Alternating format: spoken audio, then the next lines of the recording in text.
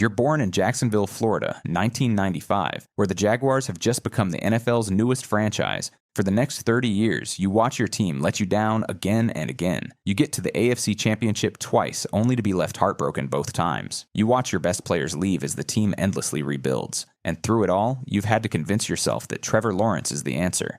So, what went wrong? How did an exciting new team crash and burn so dramatically? 1995 to 1999. The beginning. In 1995, the Jacksonville Jaguars joined the league. Expectations were modest and results matched. They won just 4 games in their first season. Despite this struggle, they found their quarterback, Mark Brunell, who quickly became the team's cornerstone. In 1996, the Jaguars surprised everyone by finishing 9-7 and securing a playoff berth. Defying the odds, they beat Jim Kelly's Bills and John Elway's Broncos, both on the road, to reach the AFC Championship game. Their run ended against the Patriots, but Jacksonville suddenly seemed like a team headed toward greatness. In 1997, expectations grew. The Jaguars went 11-5 and returned to the playoffs, but lost to the Broncos, who went on to win the Super Bowl. By 1998, the core was set. Rookie running back Fred Taylor exploded onto the scene, bringing new energy to an already talented offense. Jacksonville again finished 11-5, won another division title, but once more exited the playoffs early, this time losing to the Jets. Frustration started creeping in, yet hope stayed strong. Then came 1999, the year it all peaked. The Jaguars dominated the league, finishing 14-2. Both of their regular season losses came against the same team, the Tennessee Titans. In the playoffs, Jacksonville demolished the Dolphins 62-7, ending Dan Marino's career in embarrassment. But when they faced the Titans again in the AFC Championship, Tennessee won decisively, crushing Jacksonville's dream season. By now, you're 4 years old. Your first football memories are hopeful. All you've seen is playoff runs, big-name players, and the promise of something special. But what you don't know is that 1999 wasn't the start of a dynasty. It was the end of the best stretch this franchise would ever have. 2000 to 2016. Just awful. In this 16-year stretch, the Jaguars made the playoffs just twice. The excitement of the early years quickly faded, and the reality of the NFL settled in. Building a successful team was harder than it looked, and Jacksonville didn't just struggle. They completely lost their way. This period was defined by clear issues, beginning with poor quarterback play.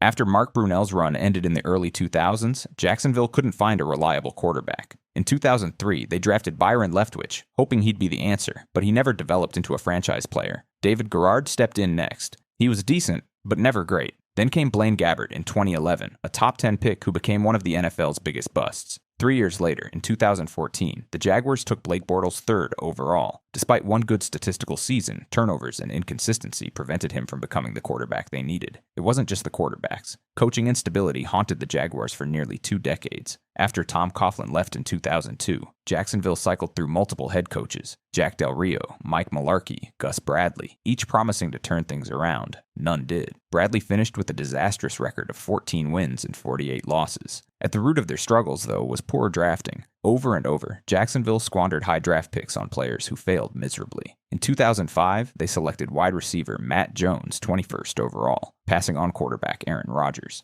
In 2008, they took defensive end Derek Harvey 8th overall, skipping over future stars like linebacker Jared Mayo. The 2011 selection of Blaine Gabbert at 10th overall came ahead of J.J. Watt, one of the greatest defensive players ever. Then in 2013, they chose Luke Joeckel with the 2nd pick, overlooking Lane Johnson, who became an all-pro tackle for Philadelphia. Even when Jacksonville drafted talented players, they had a habit of wasting their talent. Maurice Jones-Drew led the NFL in rushing yards in 2011, yet the team still won only 5 games. Allen Robinson emerged as a Pro Bowl receiver in 2015, but it didn't matter. The Jaguars finished that year with a 5-11 record. Talent came and went without the Jaguars ever turning it into wins. By 2013, things were so bad the Jaguars started playing annual home games in London. Officially, the move was about growing the fan base overseas. Unofficially, it showed how desperate the franchise had become. They literally traveled thousands of miles once a year just to fill seats. By the end of 2016, Jacksonville was one of the worst teams in the league, with no identity, no stability, and no clear direction. For fans who grew up believing early success was normal, this period was a brutal, seemingly endless lesson in reality. You're now 21 years old. Your entire teenage life has been spent watching the Jaguars fade into irrelevance. Other fans don't even hate your team, they just pity you. Then, everything changes. 2017 to 2020, false hope. In 2017, the Jaguars finally became contenders again. Their defense, led by stars like Jalen Ramsey, Calais Campbell, and A.J. Bowie, was so dominant they earned the nickname Saxonville. On offense, Leonard Fournette, the 4th overall pick that year, gave the Jaguars a powerful running game, while quarterback Blake Bortles played just well enough to avoid mistakes. Jacksonville finished the regular season 10-6, won their division, and carried momentum into the playoffs. They beat the Bills in a tight defensive game, then shocked the Steelers by scoring 45 points in Pittsburgh. In the AFC Championship, they faced Tom Brady and the Patriots. With just 10 minutes left, the Jaguars were up by 10 points, moments away from reaching their first ever Super Bowl. But Brady rallied, Jacksonville fell apart, and the season ended in disappointment. It felt like the start of something special, but it wasn't. In 2018, the Jaguars collapsed. Blake Bortles regressed sharply. Fournette struggled with injuries and discipline, and locker room chemistry unraveled. Jacksonville fell back to a disappointing 5-11 finish. By 2019, the team tried to fix their problems by signing quarterback Nick Foles, fresh off winning a Super Bowl with Philadelphia. On the first drive of Week 1, Foles broke his collarbone. Rookie Gardner Minshew, a 6th-round pick, took over. He played well enough to become popular with fans, but not enough to save the season. The Jaguars ended the year 6-10. Star cornerback Jalen Ramsey forced a trade, and the once-feared defense started to unravel. By 2020, Jacksonville fully embraced a rebuild, trading or releasing nearly every significant player left from the 2017 playoff run. Calais Campbell was traded to Baltimore. A.J. Bowie was sent to Denver, and Yannick Ngakoue was dealt to Minnesota. Leonard Fournette, once the face of the offense, was cut outright before the season even began. It was an embarrassing year. They finished 1-15, losing the last 15 games in a row, but it was exactly what they wanted. Jacksonville had successfully tanked, guaranteeing the chance to draft the best college quarterback in years, Trevor Lawrence. 2021 to 2024, the not-so-great reset. In 2021, the Jaguars drafted Trevor Lawrence with the 1st overall pick, the most hyped quarterback prospect since Andrew Luck. He was supposed to change everything. Instead, he walked into one of the most dysfunctional situations in NFL history. The Jaguars had hired Urban Meyer, a college football legend with 0 NFL experience. From the start, things felt off. He brought in controversial hires, clashed with players and coaches, and seemed completely out of his depth. On the field, the team looked unprepared. Off the field, it got worse.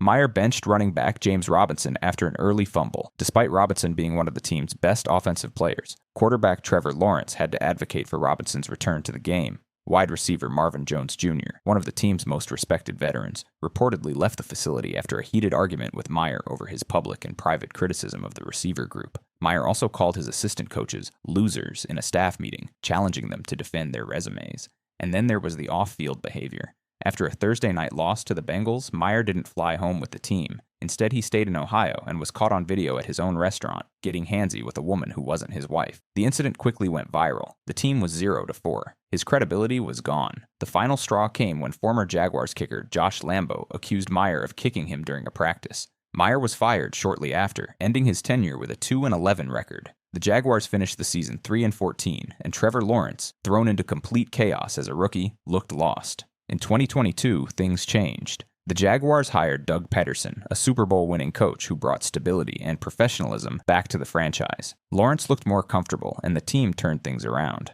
After a slow start, they went on a run, finished 9-8, won the AFC South, and pulled off one of the biggest playoff comebacks ever, erasing a 27-point deficit to beat the Chargers. They gave the Chiefs a real fight in the divisional round. It finally felt like progress. In 2023, expectations were high, but after starting 6-2, the Jaguars collapsed again.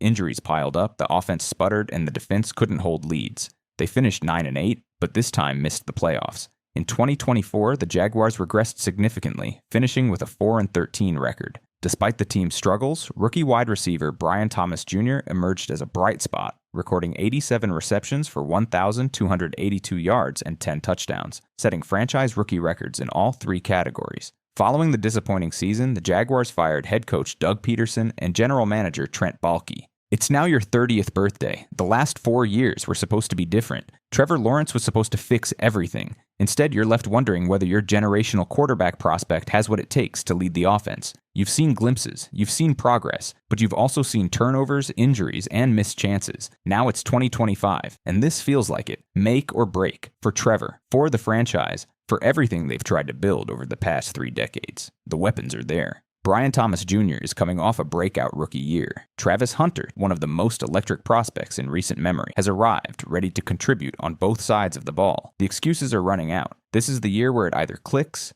or it doesn't.